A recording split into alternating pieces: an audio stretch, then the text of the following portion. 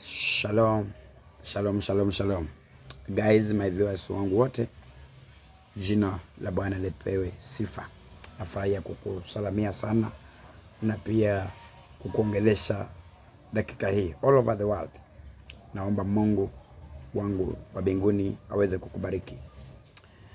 Ni tangazo fupi kwamba Jumapili hii ninakaribisha watu, wewe ukiwa mmoja wao.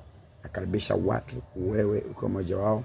Kumbuka niko na ibada ya uponyaji, niko na ibada ya miujiza, niko na ibada ya mtu kuona baraka zake, niko na ibada ya kufanya mtu ashuhudie, niko na ibada ya kufanya mtu apone, niko na ibada ya kufanya mtu abarikiwe, niko na ibada ya kufanya mtu aone ukuu wa Mungu. Yaani hizi Jumapili za Desemba hii Desemba jinsi imefuatana, mwezi wa kwanza na wa pili, wa tatu, tukiendelea mbele, wa 8, wa 9, wa 10.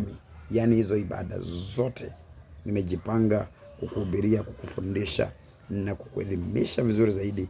Na atakaye kuja akiwa mgonjwa ama utakaye niletea mtu akiwa mgonjwa, ukweli ni kwamba atapona na atafunguliwa. Maana maandiko yanasema Yesu aliwaponya wengi, Yesu aliwaokoa wengi, Yesu aliwatetea wengi, Yesu aliwafungua wengi. Naomba mtazamaji wangu nikukaribishe, njoo nikufungue kutoka kwa magonjwa, njoo nikufungue kutoka kwa mashetani, njoo nikufungue kutoka kwa aibu, njoo nikufungue kutoka kwa mateso, njoo nikufungue kutoka kwa umaskini, njoo nikufungue kutoka kwa hali hizo ambazo unapitia za ndoto mbaya, njoo nikufungue kwa hizo hali ambazo unapitia za damu yako kumwagika mara kwa mara, njoo nikufungue mtazamaji wangu kwa hizo hali zako ambazo mtoto umemzungusha apone na haponi. Njoo nitamwombea na nitamfanyia ibada yangu na atapona.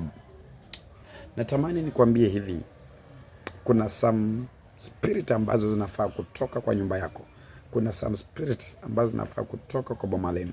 Kuna some spirit zinafaa kutoka kwa kazi yako na kwa maisha yako na kwa biashara zako. Basi niko hapa kuambia kwamba nitatumia maandiko ya Biblia. Nitatumia maandiko ya Biblia, tutaenda jinsi Biblia inasema, na utaona umefunguliwa, na utaona umebarikiwa, na utaona umepona, na utaona mkono wa Mungu wa mbinguni. Mtazamaji wangu, usipange kukosa Jumapili hizi ambazo nimekuandalia. Sasa sana Jumapili hii, njoo tuombe pamoja. Tutaabudu, tutasifu na nitakunenea unabii wako.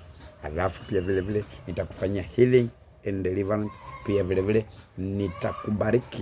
nitakubariki. Maandiko yanasema kwamba wawekeleeni mikono wabarikiwe. Nitakuwekelea mkono huu, utabarikiwa mtu wa Mungu. My brother, my sister, wherever you are, amini Mungu anaweza, amini Mungu anatosha, amini Mungu anastahili na ako kila pahali. Lakini hapa naye yuko Mungu mwenyewe mkubwa zaidi. Njoo utabarikiwa na utapona. Ungepotea, tumia namba hizo ambazo ziko hapo. Ni WhatsApp zetu za madhabahuni. Hiyo namba yetu ya WhatsApp ya madhabahuni unaweza tumia kwa ajili ya kufika direction hiyo, utadirectiwa. Tuko Mombasa, maeneo ya Mikindani. Ukifika Mombasa Mikindani, utaulizia tu, Mungu atakufikisha. Mungu atakuwezesha, utapona na utafunguliwa. Mungu atakuwezesha, utaona baraka. My God bless you. Usikose kulike, usikose kushare, usikose kusubscribe. Mungu akubariki mtu wa Mungu. I love you so much, madam. I love you so much, sir.